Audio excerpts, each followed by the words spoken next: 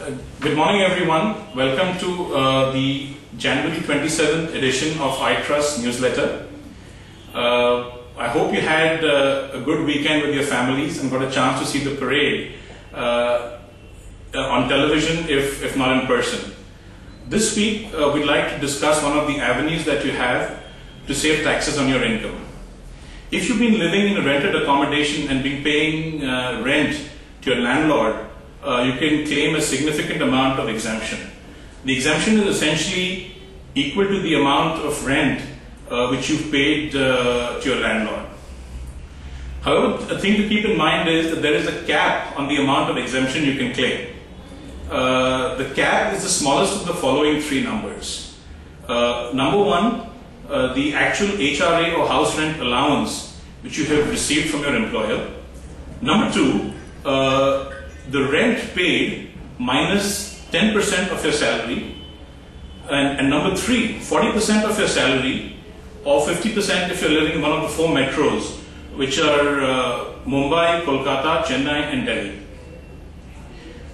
Salary for this purpose is calculated as follows. It's the sum of your basic salary, your dearness allowance, and any sales commission which you receive as a fixed percentage of the revenue you've earned for your employer. One of the interesting things to keep in mind about claiming an exemption under HRA is that you can claim this exemption even if you've been living in an accommodation which is owned by your spouse or owned by your parents. The only criteria is that you've actually paid rent to them and you've received receipts from them for the rent paid.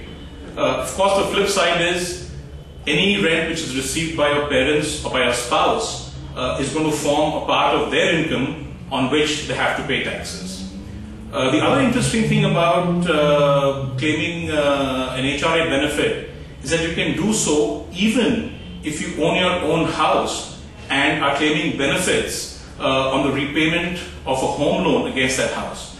Of course, the only thing to keep in mind there is that you can claim this benefit together if the house you own is in a different city than the city where you have your rented accommodation. So one thing to keep in mind, if you're not claiming your HRA, go out and do so today, because the calculation in terms of how much you can save on your taxes doesn't even need a calculator for you to do that.